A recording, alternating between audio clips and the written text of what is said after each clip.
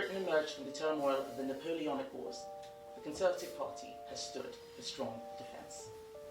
Defence of our national traditions, of monarchy, faith, family, law and order, and individual liberty against every threat we faced, from Nazi Germany to the Soviet Union, Al-Qaeda, the Islamic State, and now Vladimir Putin. But we Conservatives have always believed that the indispensable foundations of strong defence are a strong economy and a confident society. Kemi Ben-Haddock, ministre britannique, vient d'inventer un nouveau concept, la menace existentielle perpétuelle. Selon elle, la Russie est sur le même plan que Al-Qaïda ou Daesh. Rien que ça. Mais attendez, qui a réellement armé et financé ces groupes terroristes? Et qui cherche de Napoléon à Hitler la chute de la Russie? D'un côté, on a l'élite anglo-saxonne qui passe son temps à accuser la Russie de tous les maux. De l'autre, on a toujours les mêmes noms qui reviennent dans les déstabilisations et dans les guerres. Afghanistan, Irak, Syrie et maintenant Ukraine. Mais qui arme réellement toutes ces personnes? Qui veut réellement le conflit? Et qui demande tout le temps des printemps colorés?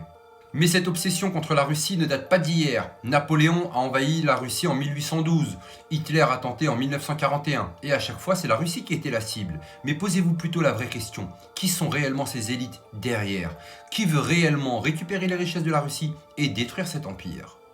Petit rappel, les talibans ont été soutenus par les États-Unis dans les années 80 pour contrer l'URSS, Al-Qaïda issu de la même stratégie. Daesh, né d'un chaos en Irak basé sur un mensonge. L'Ukraine, soutenue activement par Londres et Washington. Et c'est toujours la Russie qui est la méchante. Mais sérieusement? Et parlons de cette menace perpétuelle existentielle. Ça ressemble à une excuse pour une guerre sans fin, non? Surtout que le discours sort à l'approche des élections britanniques. Un bon coup de peur pour souder l'opinion publique et faire oublier toutes les erreurs du gouvernement.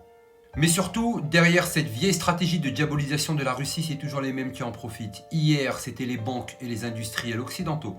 Aujourd'hui, ce sont le complexe militaro-industriel et les oligarques mondialistes qui profitent de ce chaos pour essayer d'affaiblir Moscou.